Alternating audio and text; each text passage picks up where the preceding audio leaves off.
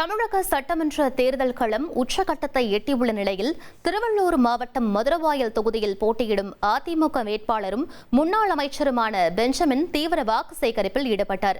147வது வார்டுக்கு உட்பட்ட ஆலப்பாக்கம் மற்றும் மதுரவாயல் பகுதிகளில் வீடு வீடாக சென்று ஆதரவு கோரினார். அப்போது திரண்டு வந்த பெண்கள் அவருக்கு மலர் தூவியும் ஆரத்தி எடுத்தும் உற்சாக வரவேற்பு கொடுத்தனர்.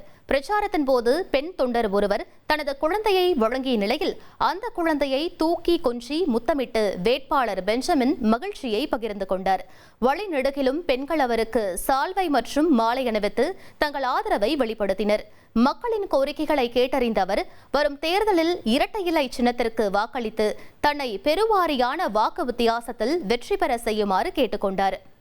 இந்த வருகின்ற ஆடி மாசம் இந்த கோயிலுக்கு கும்பாபிஷேகம் வைக்கிறோம். இந்த வருஷம் எம்எல்ஏவா இந்த கோயிலுக்கு வராரு, அமைச்சரா வராரு, ஏறி வச்சுங்க இந்த கோயிலுக்கு வராரு. நம்ம கோயில் இந்த கட்டி இப்ப 12 வருஷம் இப்ப கும்பாபிஷேகம் பண்ண போறோம். இந்த ஆடி மாசம் வந்தா கும்பாபிஷேகம் பண்ண போறோம், பண்றோம்.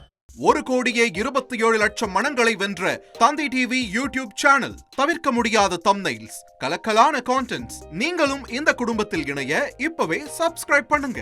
அசுரபலம் கொண்ட எங்கள் டிஜிட்டல் கரங்களில் உங்கள் விளம்பரங்களை சேர்க்க வாட்ஸ்அப் பண்ணுங்க. 8939888838. Email advtthanditv@dttv.in.